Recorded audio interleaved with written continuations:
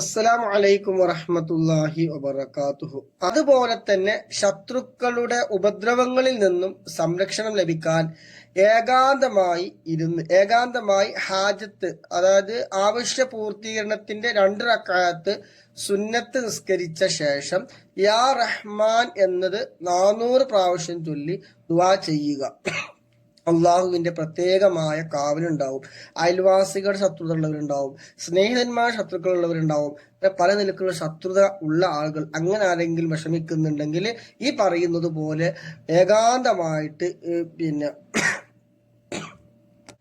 ഏകാന്തമായിട്ട് നല്ലൊരു സ്ഥലത്ത് കിബിലക്ക് മുന്നിട്ട് സലാത്തുൽ ഹദ്ദാണ് ആവശ്യ പൂർത്തീകരണത്തിന്റെ 2 റക്അത്ത് സുന്നത്ത് നിസ്കരിച്ച് യാ റഹ്മാൻ എന്നത് 400 പ്രാവശ്യം ആ ഇരുന്ന് കൊണ്ട് ചൊല്ലിയിട്ട് അള്ളാഹുവിനോട് ദുആ ചെയ്താൽ ആ ഒരു പ്രശ്നത്തിൽ നിന്ന് പരിഹാരം ലഭിക്കും. ഇൻഷാ അല്ലാഹ് വീഡിയോ നീളുന്നുകൊണ്ട് പറയുന്നില്ല. ഇൻഷാ അല്ലാഹ് അപ്പൊ എല്ലാവരും പരമാവധി ഉപകാരമായിക്കണമെങ്കിൽ നിങ്ങൾ എന്ത് ചെയ്യുക, മാക്സിമം ഷെയർ ചെയ്യുക, മറ്റുള്ളവർക്ക് എത്തിച്ചു കൊടുക്കുക, ഫോളോ ചെയ്യുക, സപ്പോർട്ട് ചെയ്യുക. യൂട്യൂബ് കാണുന്നത് സബ്സ്ക്രൈബ് ചെയ്യാത്തവരുണ്ടെങ്കിൽ അത് സബ്സ്ക്രൈബ് ചെയ്തേക്കുക.